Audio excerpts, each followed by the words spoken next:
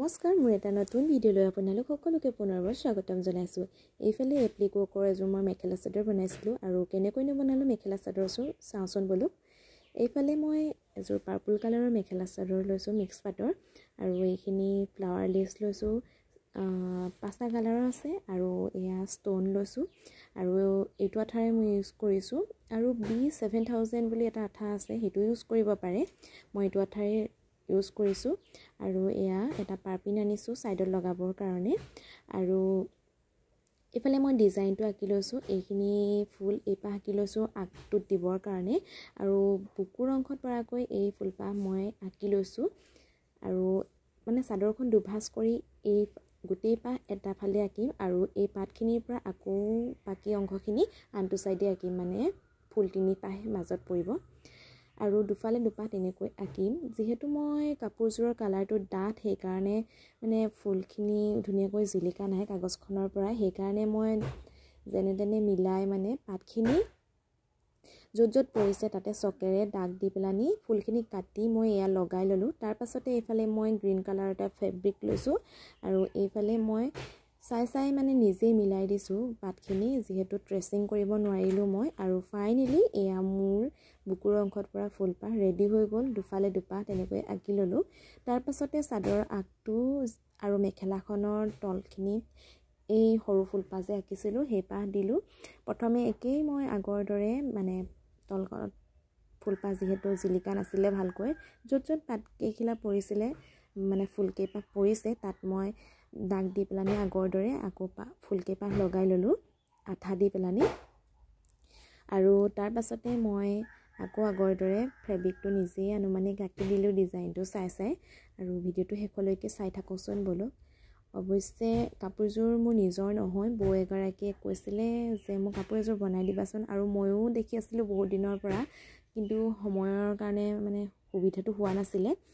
তাৰপিছতে ভাবিলোঁ মোৰ নিজেও বনাই চোৱা হ'ব আৰু বৌগৰাকীকো বনাই দিয়া হ'ব, সেইকাৰণে মই বনাই চালোঁ আৰু ভিডিঅ'টো শেষলৈকে চাই যাব। অৱশ্যে মোৰ কেমেৰাৰ কোৱালিটিটো বৰ এটা ঠিক নহয়, সেইকাৰণে অকণমান কালাৰটো বেলেগ বেলেগ দেখিছে আৰু ভিডিঅ'টো শেষলৈকে চাই আপোনালোকে ক'ব কেনেকুৱা লাগিছে।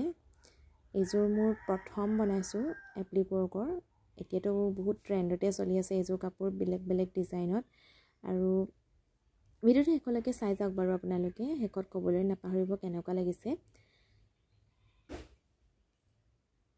আৰু যদি ভাল লাগিছে আপোনালোকে লাইক কমেণ্ট শ্বেয়াৰ কৰি দিব আৰু আপোনালোকে যদি বিচাৰে তেতিয়া অৰ্ডাৰো কৰিব পাৰে। যদি মোৰ সকলোখিনি মিলি যায় তেতিয়া মই আপোনালোকক নিশ্চয় কৰি দিবলৈ চেষ্টা কৰিম আৰু ঠিক আছে, চাই যাওক বাৰু ভিডিঅ'টো।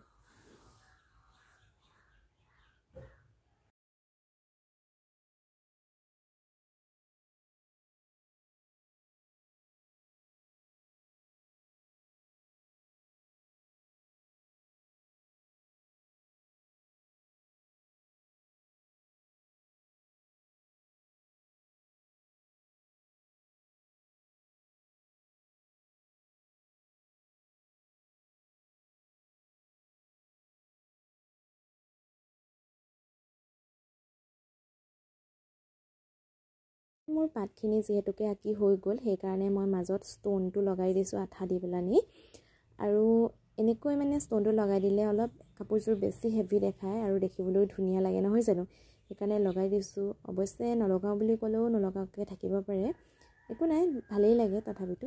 আৰু এয়া য়েল্ল' কালাৰ দি পেলানি মই এনেকৈ এই পাতখিলাৰ আগে আগে এই ডিজাইনটো কৰি দিছোঁ যাতে কাপোৰযোৰ আৰু অলপ মানে বেছি ভাল লাগে দেখিবলৈ। মই য়েল্ল' কালাৰেই দিছোঁ ইয়াতে। পিছে দেখাত যিমান সহজ যেন লাগে সিমান সহজ নহয়, বহুত কষ্ট হয় এযোৰ কাপোৰ বনাওঁতে। আৰু ফাইনেলি এয়া মোৰ কাপোৰযোৰ কৰি কমপ্লিট হৈ গ'ল আৰু ভিডিঅ'টো চাই শেষলৈকে আপোনালোকে ক'ব মোৰ কাপোৰযোৰ কেনেকুৱা লাগিছে। এয়া কাপোৰ মোৰ ৰেডি হৈ গ'ল